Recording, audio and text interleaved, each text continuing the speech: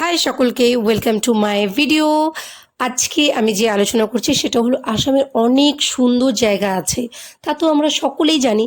কিন্তু গুয়াহাটির এত কাছাকাছি এত সিক্রেট একটা জায়গা আছে, সেটা আমার জানা ছিল না। তা যাই হোক, তাই জায়গা দেখার জন্য সবাই মিলে টাকা দিয়ে গাড়ি ভাড়া করে নিলাম। সেই গাড়ি নিয়ে বেরিয়ে পড়লাম। ভিডিওটা দেখে অবশ্যই আপনারা বুঝতে পেরেছেন যে আমরা কোথায় যাচ্ছি। হ্যাঁ হ্যাঁ, ঠিকই ভাবছেন, পাহাড়ে যাচ্ছি। কিন্তু পাহাড়ের উপরে এসেও কোথায় যেন এতটা সমতল, এতটা সুন্দর জায়গা, বড় বড় গাছপালার রাস্তা এত সুন্দর।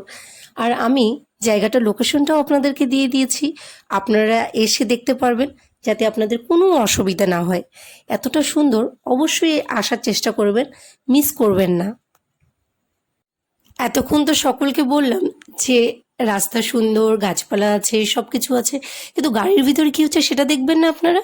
শুধু ঈশান না, ঈশানের সঙ্গে যে ঈশানের মামা মাসি সবাই এসেছে, তারা এত উৎপাত করছে, মনে হচ্ছে গাড়ির বাইরে এক একজন করে বেরিয়ে যাবে।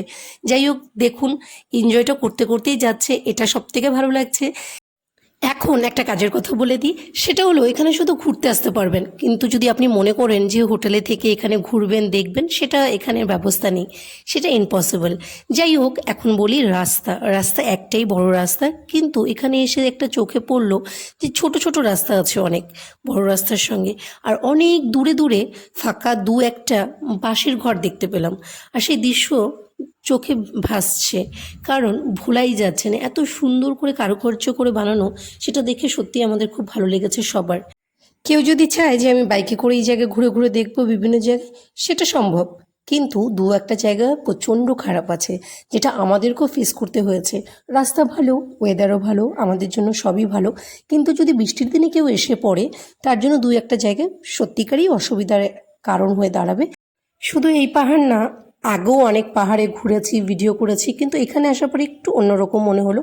কারণ এখানে লোকবসতি নেই বললেই চলে, শুধু জঙ্গল, পাহাড়, ঝর্ণা সবই আছে, সবই দেখছি, কিন্তু লোকবসতি এত কম কেন, সেটাই আমার মনের প্রশ্ন জাগছে। যাই হোক, সেসব এড়িয়ে আমাদের তো একটাই কাজ, সেটা হলো আনন্দ করতে এসেছি, চোখের দেখা দেখতে এসেছি।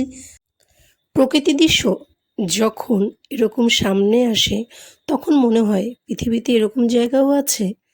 এখানে আসার পরে ঝর্ণা জলের আওয়াজ আর বিভিন্ন পাখির আওয়াজ, এই দুটি জিনিস বেশি আমাদেরকে আকর্ষণ করছে। আর আমরা যে সিটিতে থাকি, তার কাছাকাছি আশেপাশে যেগুলো আছে সেগুলো ঘুরে ঘুরে দেখার চেষ্টা করছি।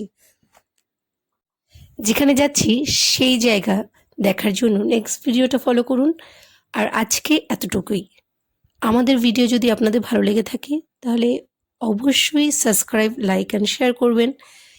এটা আমাদের তরফ থেকে অনুরোধ রইল। আজকের জন্য এতটুকুই, টাটা।